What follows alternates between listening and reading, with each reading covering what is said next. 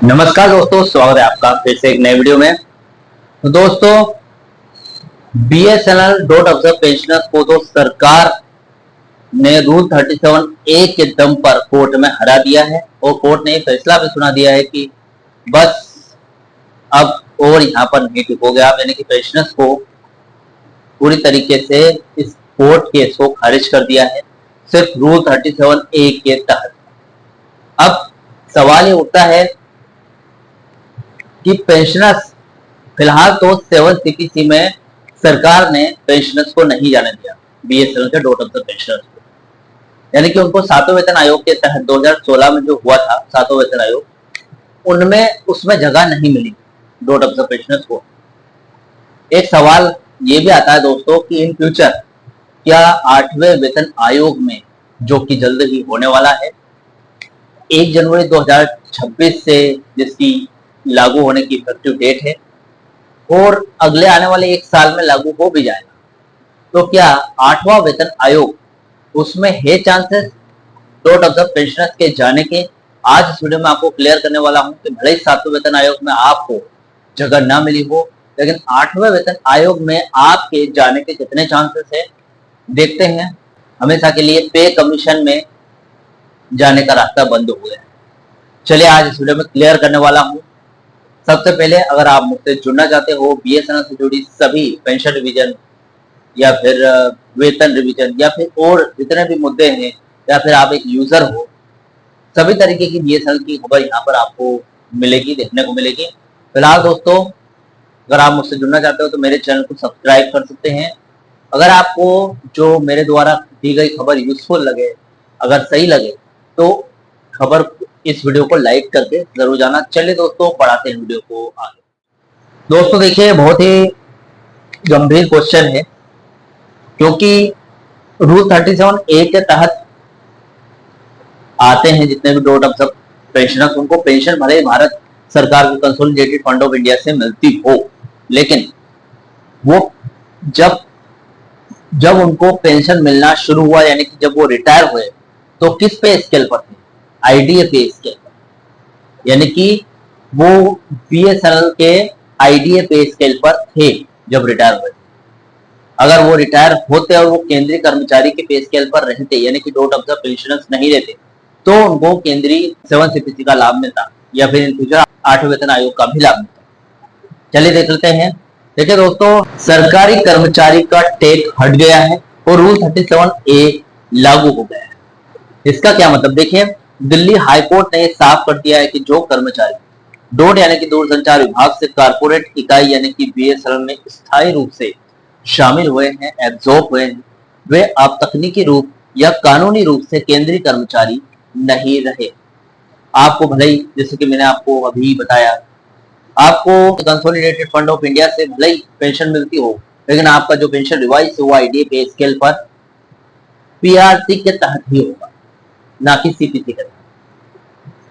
तो दोस्तों, केंद्रीय वेतन आयोग जैसे 7 सीपीसी या 8 सीपीसी केवल उन नियमित केंद्रीय कर्मचारियों और पेंशनर्स के लिए होते हैं जो सीधे सरकार के अधीन आते हैं।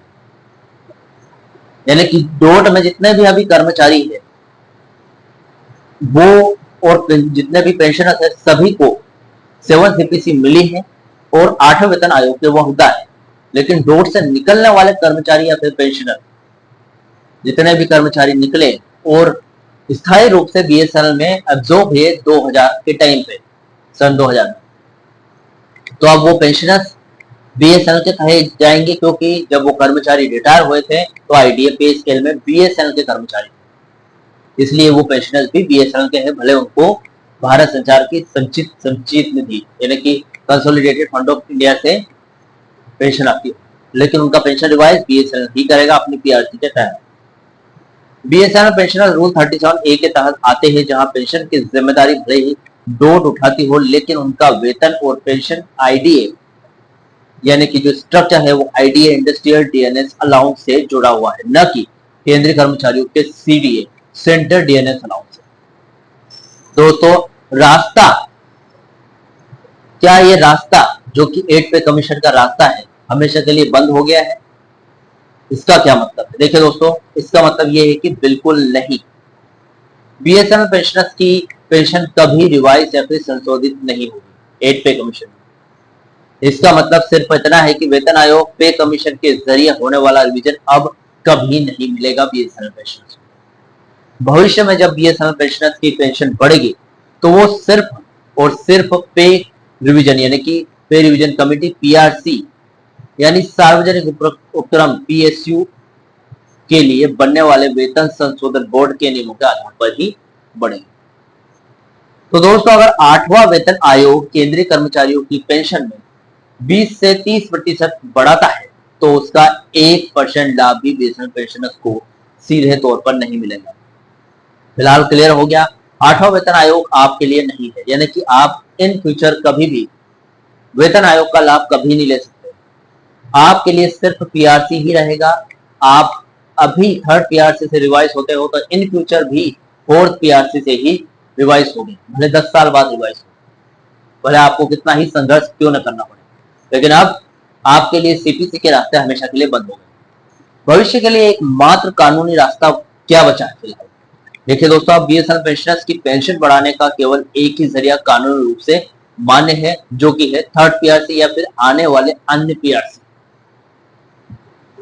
अब पेंशनर्स को अपनी पेंशन बढ़वाने के लिए हर बार सरकार यानी कि डोट और DP department of public enterprises के सामने पीआरसी के नियमों के तहत गुहार लगानी पड़ेगी, क्योंकि बीएसएनएल कभी भी जियो या फिर एयरटेल से आगे नहीं निकल सकता और बीएसएनएल के बर्निंग इश्यूज सोल्व नहीं हो सकते पूरी तरीके से। मैं आपको अभी बोलता हूं डायरेक्ट, क्योंकि दोस्तों इतने सटीक तरीके से इसलिए बोल पा रहा हूं क्योंकि दोस्तों बीएसएनएल एक सरकारी कंपनी है और सरकारी सभी काम ढीले ही होते हैं, कभी कोई काम अपनी सही टाइम पर नहीं होता।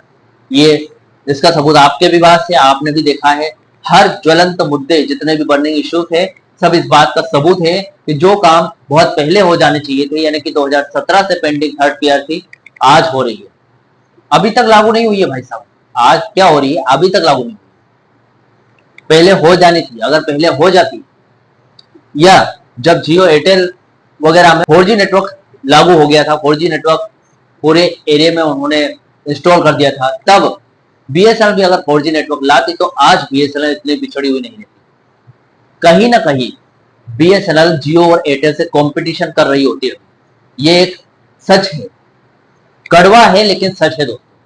मुझे कमेंट बॉक्स में अपनी ओपिनियन जरूर देना कि ये सत्य है या नहीं मैं जो बोल रहा हूं। दोस्तों, सरकार का विशेष आदेश है